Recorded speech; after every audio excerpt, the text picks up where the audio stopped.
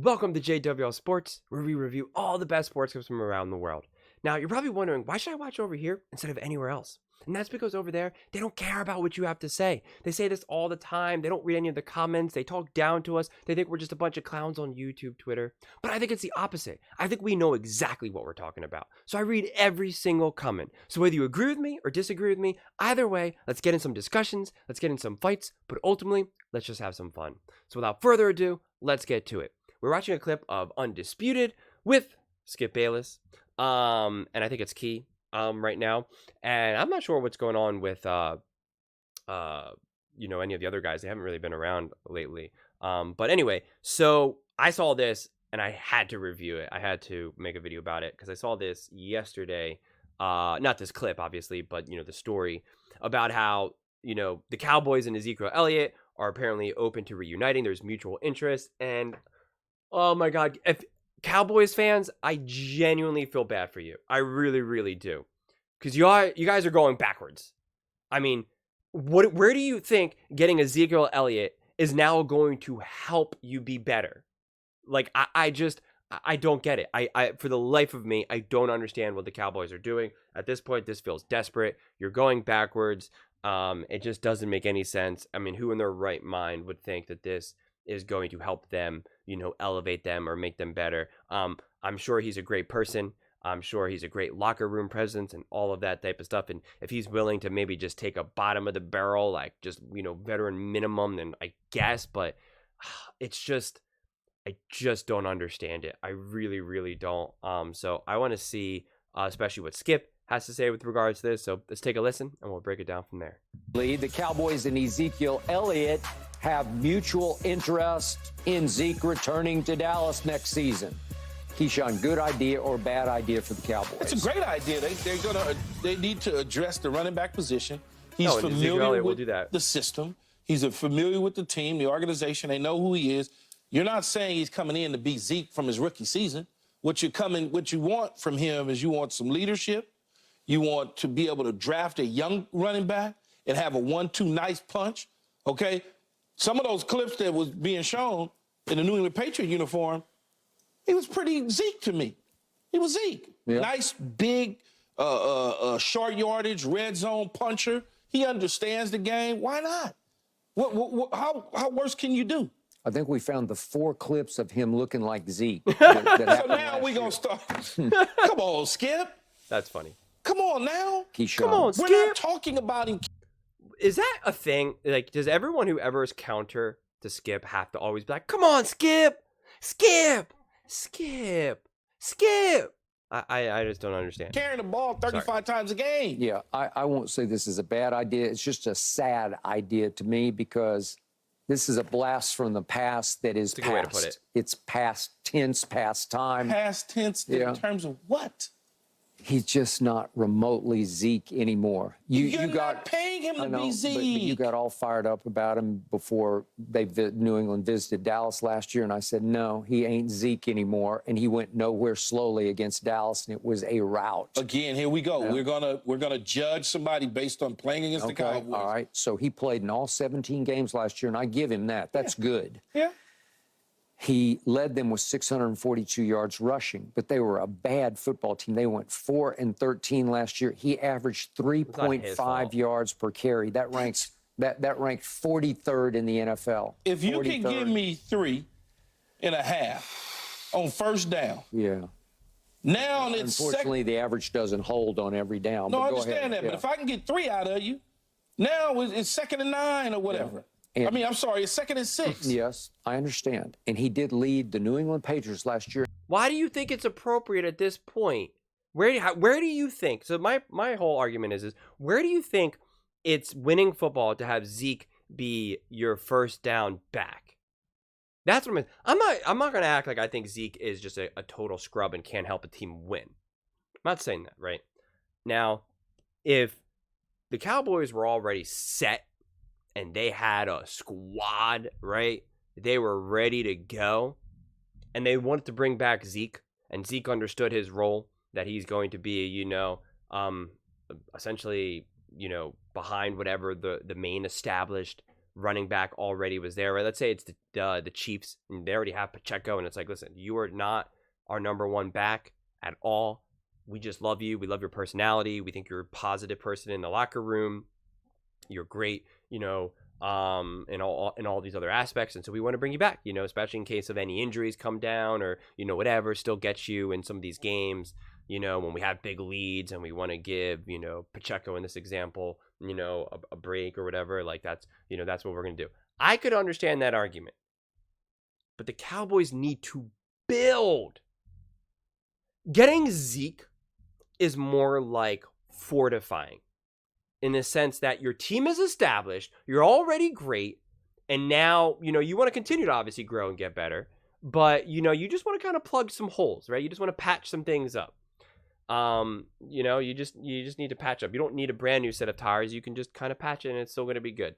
That's what Zeke kind of is at this point, where, you can just patch him up, you add him, it's a nice little piece, but it is not worth anything, right? It's not the difference between winning a football game and losing a football game. But it's a nice little backstop for, any issues, any drama, whatever may arise during a season. That's not where the Cowboys are. The Cowboys need to build. They need to truly grow. They need to get rid of their tires that they have and throw them into the fire. Okay, and they need a brand new set of tires, brand new rims. They need new everything. Okay, they need a new chassis. They need a new engine. They need it all. So this idea that you're now going to be like signing Zeke and all of this, it's like, what are you doing? It's like, it doesn't make any sense. Okay, it's putting a Kia engine in a Porsche. It's just like, why? What are we talking about here? And again, I don't want it to sound like I'm like anti-Zeke, or I think this is the dumbest thing you could ever do and it's so stupid and it's going to make them worse, this, that. No, I think there's a time and a place when you can add Zeke, and maybe they have their eyes set on a running back they know that they're going to be able to get, who's going to be able to explode, and they just know he is him right off the bat. Maybe they're just so confident in that, and so they already have all their pieces, and so by adding Zeke, they are doing the fortifying, like I said.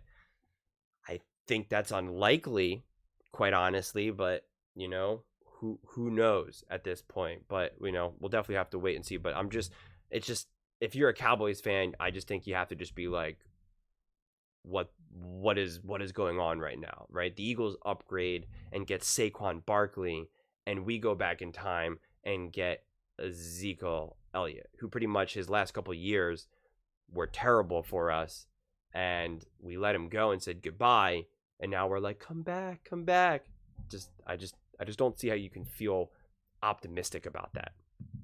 In catches, with all the receivers, the tight ends, he led in catches with 51, but he only averaged 6.1 per catch. It's not much. It's their offense, Okay. though. All right. And they raved about how he came alive the final 5 games. And so I'm looking at his game by game last night, and I'm saying, well, okay, so what did he do? The last 5 games, he ran for 68 against Pittsburgh, 27 against Kansas City, 27 against Denver. Yeah, I don't care what he did for 39 New England, because New England was the terrible. Bills, 54 against the Jets. I mean, it's just not scintillating numbers. It's not exactly Derrick Henry-esque, right? But that's not what they're looking for, Skip. They're not looking for Derrick Henry. You pay him a buck. You pay him the veteran minimum and throw a little incentives in there. And clearly he knows that. Yeah. And it's not that he's not trying to hit pay dirt.